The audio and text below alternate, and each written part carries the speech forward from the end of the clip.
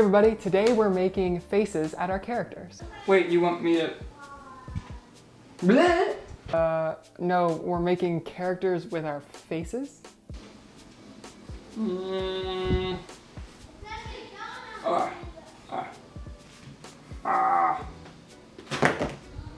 not sure this is gonna work either. We're making characters with faces, with our hands that... It'll make sense in a second, I promise.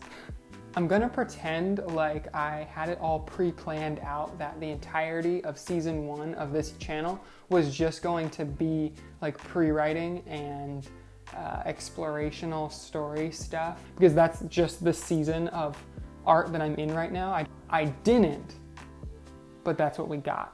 But today we have a really fun exercise that I've been going that I have called face language. So first up, I took a few characters from a story I'm working on right now and picked a handful of words that I thought would sort of create a mood board of emotions for them to express.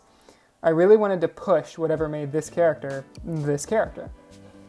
All right, so first up we have Starli here, and with her I was more concerned about figuring out her design visually, because I knew right away, based on her personality, that her emotions were going to be very easy and very fun to express, because she is very much based off of me in the fact that we are both not in any way subtle about our feelings whatsoever.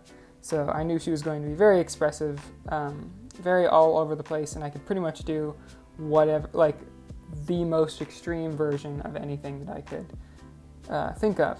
So I had a lot of fun getting to play with her hair being floofed up and her face being scrunched up and props and emotes and that sort of thing. So Starli was really fun. I'm not really sold on where I landed for her neutral pose outfit, or like her design for her outfit, because it's very much just my basic. It's very basic, and it's very much it's iconic, but it's iconic for my style rather than her as a character. So I would like to do more with her outfit and her costume design in the future.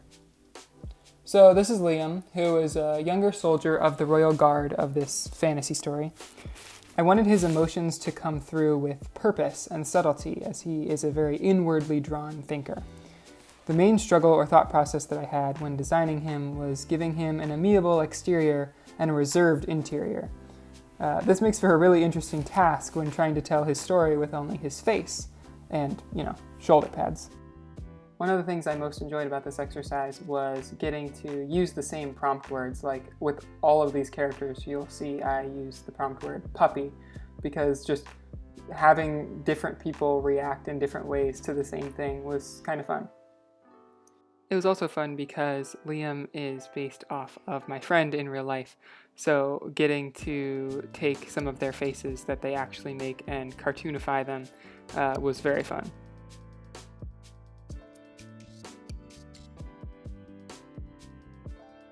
Next is Captain Fuertanya of the Royal Guard.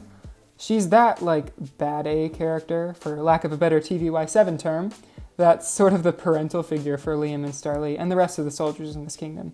She's super strong, fiercely protective, and really that awesome character that when they arrive on the scene, you know you're safe and the bad guys are toast.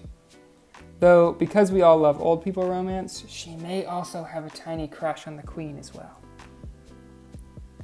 Her design was fun because I wanted her to feel both intimidating and super strong, like she could tangle with any monster, but also like regal and elegant and caring. So I liked the idea of her sword being like a crystal, because they're sharp and shiny all at the same time. That's kind of what I wanted her vibes to be, sharp and shiny.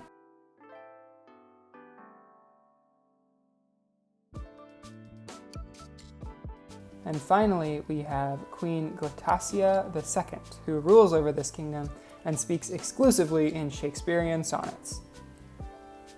She's not really your sit around and smile queen either. She's jumpy and silly and kind of that character who will trail off on a rant about goblin kindergarten programs at a moment's notice.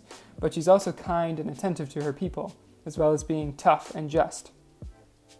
So with her design, I wanted to really explore all of the different phases that she has as a person, because she seems like that, somewhat eccentric and silly and crazy character, but she's also very scary sometimes and very loving. So there's a lot going on here, which is a really fun character to play with.